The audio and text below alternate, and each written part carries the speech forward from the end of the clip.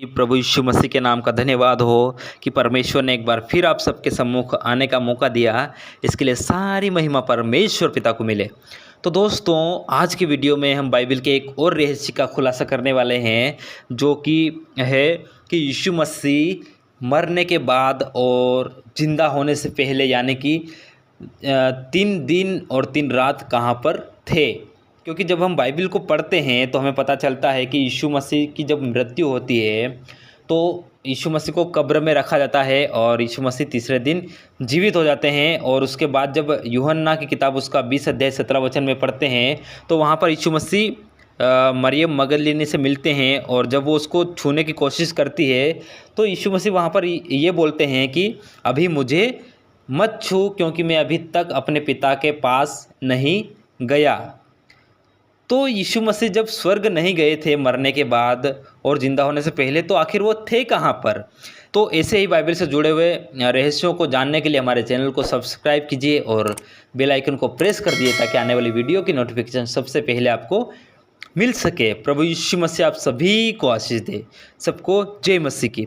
ठीक है, हम एक वचन पढ़ेंगे यहाँ पर मत्ती की किताब उसका 12 अध्याय और उसका 40 वचन। वहाँ पर क्या लिखा है हम पढ़ेंगे।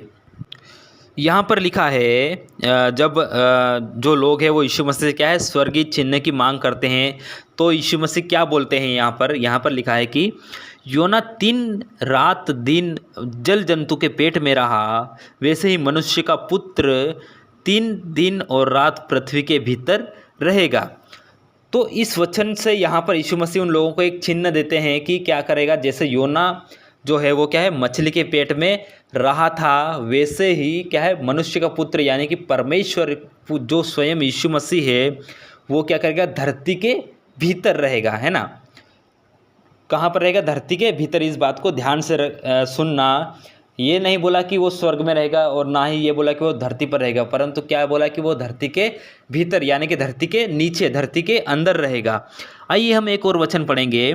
हम निकालेंगे पहला पत्रस उसका 3 अध्याय और उसका 19 वचन। वहाँ पर क्या लिखा है?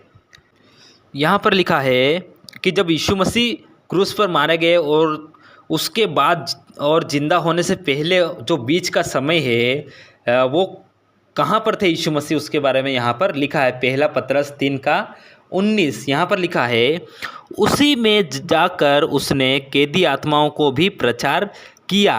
कहाँ पर जाकर? पृथ्वी के भीतर जाकर, है ना। मत्ती 12:40 में लिखा कि यीशु मसीह क्या है पृथ्वी के अंदर जाएगा, भीतर जाएगा। और यहाँ पर लिखा है कि उसमें जाकर क्या है उसने कैदी आत्माओं को क्या है सुसमाचार प्रचार किया। कौन सी कैदी आत्माएं? जो क्या है पाप में ही क्या है वो मर गए थे और जिन्होंने मन नहीं फिराया था उनको यीशु मसीह ने क्या है प्रचार किया। कहाँ पर? अधोलोक में जाकर। आइए इस बात को हम ठोस करने के लिए एक और वचन पढ़ेंगे। इसी पहले पत्रस का 4 का उसका 6 में क्या लिखा पढ़ेंगे यहाँ पर, क्योंकि मरे हुओं को भी सुसमाचार इसीलिए सुनाया गया कि शरीर में तो मनुष्यों के अनुसार उनका न्याय हो, पर आत्मा में वे परमेश्वर के अनुसार जीवित रहें। तो इस वचन में भी स्पष्ट हो जाता है कि क्या है, क्योंकि मरे हुओं को भी क्या है सुसमाचार सुनाया गया। कैसे सुनाया गया? हम तो कोई गए नहीं यार वहाँ पर, लेकिन बाइबल क्या बोलती है कि यीशु मसीह वहाँ पर गए और उन्होंने उस कैदी आत्माओं को क्या है सुसमाचार सुनाया ताकि वो परमेश्वर के अनुसार क्या है वो आत्मा में जीवित रहे, है ना। किसने सुनाया? यीशु मसीह ने। कब? जब वो मारे गए थे और जिंदा होने से पहले। वो परमेश्वर के पास नहीं गए थे, लेकिन वो कहाँ पर गए थे? धरती के भीतर यानी कि अधोलोक में, जहाँ पर इंसानों की आत्माएं रहती है ना मरने के बाद। क्योंकि बाइबल में लिखा है कि जब इंसान मरता है तो उनका न्याय होगा, और लेकिन जब न्याय होगा उसके पहले जो आत्माएं हैं वो कहाँ पर? अधोलोक में रहती है। आज भी जो मरे हुए लोग हैं उनकी आत्माएं अधोलोक में है जब तक कि न्याय नहीं होता। जब यीशु मसीह आएंगे तो वो आत्माओं को निकाल कर लाएंगे और उनका न्याय करेंगे, उसके बाद उनको क्या है सजा देंगे। लेकिन अभी वो कहाँ है? अधोलोक में है सारी आत्माएं, है ना। तो यहाँ पर क्या लिखा कि यीशु मसीह ने क्या किया? कैदी आत्माओं को क्या है सुसमाचार सुनाया। कहाँ पर? अधोलोक में जाकर। यानी कि यीशु मसीह कहाँ पर थे? मरने के बाद और जिंदा होने से पहले कहाँ पर गए थे? वो अधोलोक में गए थे और वहाँ पर उनने कैदी आत्माओं को क्या है सुसमाचार सुनाया। आइए एक और वचन पढ़ेंगे जिससे आपको भरोसा हो जाए।